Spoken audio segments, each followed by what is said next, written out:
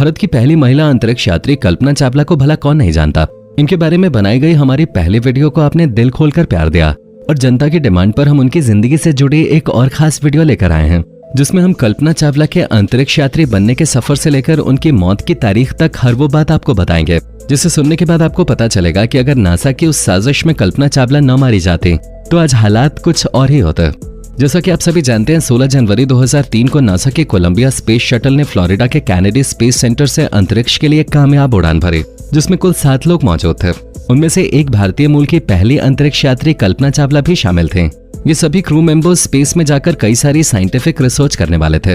लेकिन पूरे 15 दिन 22 घंटे 20 मिनट और 32 सेकेंड्स तक स्पेस में रहने के बाद 1 फरवरी 2003 को स्पेस शटल पृथ्वी पर वापस आने वाला था। सभी इस सफल मिशन की खुशी मनाने के लिए बहुत ही उत्सुक थे। भारत के लोग पलके बिछाए अपने देश की बेटी का इंतजार कर रहे थे, लेकिन फिर कुछ ऐसा होता है जिसकी कभी किसी ने कल्पना नहीं की थी।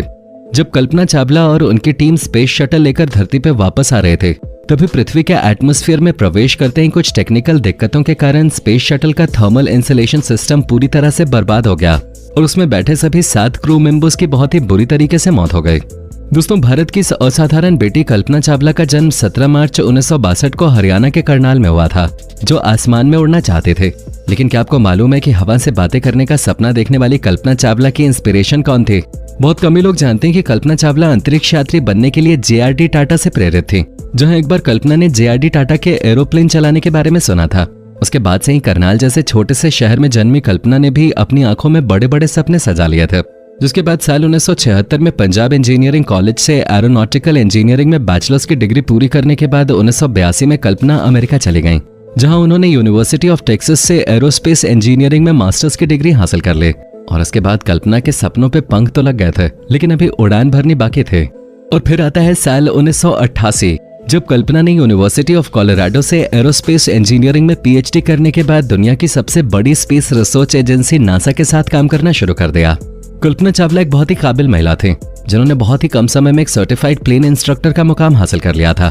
और इन्हें अलग अलग तरह की प्लेन से उड़ाने का बेहतरीन अनुभव था। जिसके बाद साल 1991 में कल्पना चावला को अमेरिका की सिटीजनशिप मिल गई और फिर साल 1995 में कल्पना चावला ने नासा के एस्ट्रोनॉट कॉर्प्स को ज्वाइन कर लिया। असल में एस्ट्रोनॉट कॉर्प्स नासा की वो यूनिट है जो एस्ट्रोनॉट्स को स्पेस मिशन में जाने के लिए ट्रेनिंग देती है। कल्पना चावला अपने काम में इतनी ज्यादा माहिर थी कि इस यूनिट को ज्वाइन करने के मात्र 1 साल के अंदर ही उन्हें अपने पहले स्पेस मिशन के लिए सेलेक्ट कर लिया गया और यहीं से शुरुआत होती है इनकी शानदार स्पेस जर्नी के। अपनी मौत से पहले कल्पना चावला ने 2 बार स्पेस में जाने का सौभाग्य प्राप्त किया था। 19 नवंबर 1997 ये वो तारीख है जब कोलंबिया स्पेस शटल ने अमेरिका के कैनेडी स्पेस सेंटर से उड़ान भरी, जिसमें कल्पना चावला सहित 6 क्रू मेंबर्स सवार थे और इस पूरे स्पेस मिशन को STS-87 नाम दिया गया, जहां ये कोलंबिया स्पेस शटल की स्पेस में 24वीं उड़ान थे। कल्पना चावला के इस पहले मिशन के दौरान स्पेस शटल ने धरती को लगभग 252 बार ऑर्बिट किया था और पूरे 1 करोड़ 67 लाख किलोमीटर की दूरी तय की थी। इस मिशन में वैज्ञानिकों का सिर्फ यही मकसद था, यूनाइटेड स्टेट्स की माइक्रोग्रेविटी पे लोड का इस्तेमाल करके स्पेस में कई सारे एक्सपेरिमेंट करना, 2 बार एक्स्ट्रा व्हीकुलर एक्टिविटीज परफॉर्म करना और स्पार्टन 2 और 2 को स्पेस में छोड़ना। दोस्तों, स्पार्टन 2 और 2 सैटेलाइट को स्पेस में तैनात करने की जिम्मेदारी किसी और को नहीं बल्कि कल्पना चावला को ही दी गए थे। पर इस इंसिडेंट की वजह से काफी विवाद भी खड़े हुए थे, जहां कल्पना चावला के पहले स्पेस मिशन के सैटेलाइट का काम था सोलर विंड्स के ओरिजिन को स्टडी करना, लेकिन जब कल्पना चावला ने इसे स्पेस में तैनात किया तो उस समय वो अचानक से ही खराब हो गया और फिर उसे वापस लाने के लिए विंस्टन स्कॉट और टकाओ डोई नाम के एस्ट्रोनॉट्स को स्पेस वॉक करना पड़ा। इतनी बड़ी घटना के बाद लोगों को ये लगने लगा कि इसके पीछे का कारण कल्पना की गलती है, लेकिन फिर नासा ने पूरे 5 महीनों तक इस चीज पे इन्वेस्टिगेशन की और फिर पता चला कि स्पार्टन कल्पना चावला की वजह से खराब नहीं हुआ था, बल्कि उसके सॉफ्टवेयर में आई खराबी के कारण वो स्पेस में असफल हो गया। हालांकि अपने इस पहले मिशन के दौरान कल्पना चावला ने अंतरिक्ष में 15 दिन और 16 घंटे से भी ज्यादा का वक्त बिताया था, जिसके बाद 5 दिसंबर 1997 को स्पेस शटल सफलतापूर्वक पृथ्वी पे वापस भी आ गया। लेकिन जब इस सैटेलाइट ने लैंड किया तो मिशन पूरी तरह से सफल न हो पाने का इल्जाम कल्पना चावला के ऊपर लगने लगा। शुरुआत के कुछ महीनों में तो उन्हें काफी क्रिटिसिज्म झेलना पड़ा, लेकिन इन सारी चीजों का असर उन्होंने अपने बाद के मिशन एक्सपेरिमेंट पे नहीं आने दिया। जब कल्पना के ऊपर लगने वाले सारे आरोप गलत साबित हो गए तो नासा ने अपनी गलती मानते हुए कल्पना को एक बेहतरीन एस्ट्रोनॉट कहा और उनका प्रमोशन भी कर दिया गया। कल्पना चावला सारी पुरानी बातों को भुलाकर लगातार अच्छे तरीके से काम करते रहीं, जिसके बाद साल 2001 में उन्हें दूसरे स्पेस मिशन के लिए भी सिलेक्ट कर लिया गया। उसका नाम STS-107 रखा गया था जिसमें कुल 7 क्रू मेंबर्स शामिल थे। लेकिन अलग अलग तरह की टेक्निकल प्रॉब्लम आने की वजह से इस मिशन को पूरे 18 बार पोस्टपोन करना पड़ा। एक बार तो स्पेस शटल के इंजन फ्लो लाइनर में क्रैक भी देखने को मिला, लेकिन तमाम मुश्किलों से लड़ने के बाद 16 जनवरी 2003 को कोलंबिया स्पेस शटल ने कैनेडी स्पेस सेंटर से अपनी 28वीं और आखिरी उड़ान भरी। लेकिन स्पेस शटल के लॉन्च के वक्त से ही गड़बड़ी होनी शुरू हो गई, क्योंकि जब स्पेस शटल लॉन्च कर रहा था तो उसके एक्सटर्नल फ्यूल टैंक से एक इंसुलेशन फोम का टुकड़ा टूट के गिर गया। स्पेस शटल की स्पीड बहुत ही ज्यादा तेज होने के कारण जब वो छोटा सा टुकड़ा जाकर ऑर्बिटल के लेफ्ट विंग से टकराया तो उसमें एक छेद हो गया।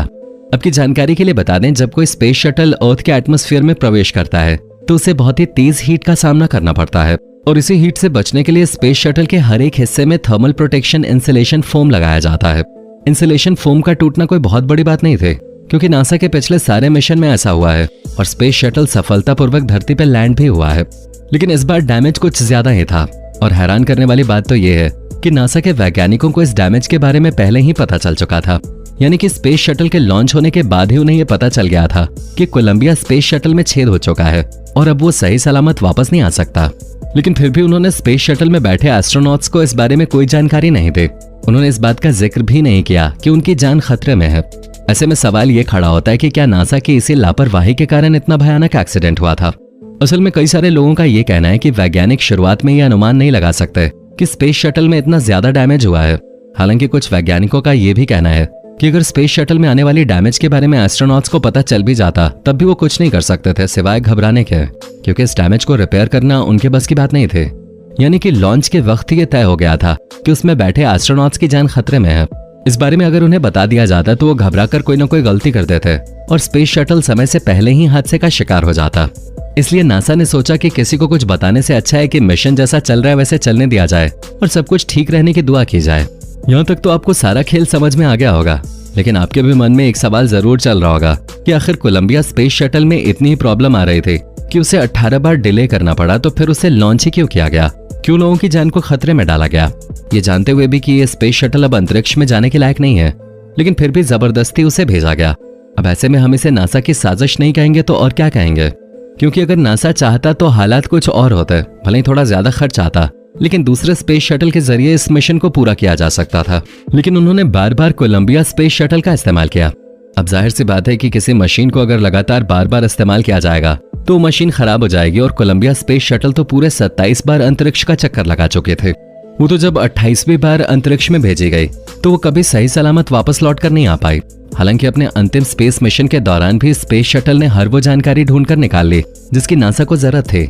यानी कि नासा को इन्फॉर्मेशन मिल गई थी जिससे वो खुश भी थे, और कहा जाता है कि यही नासा का एकमात्र मकसद था जिसके लिए उन्होंने एक दो नहीं बल्कि पूरे 7 एस्ट्रोनॉट्स की जान को खतरे में डाल दिया, जिनमें से एक हमारे भारत की बेटी कल्पना चावला थी, जो अगर आज जिंदा होती तो अपनी काबिलियत से न सिर्फ नासा के बल्कि पूरी दुनिया की सबसे बेहतरीन एस्ट्रोनॉट के रूप में निकल के आते। दोस्तों, अब आपका कल्पना चावला और उनके जीवन के बारे में क्या कहना है कमेंट में जरूर बताएं, और हाँ, इसी तरह के वीडियोस को देखते रहने के लिए चैनल के सब्सक्राइब बटन को दबाना ना भूलें।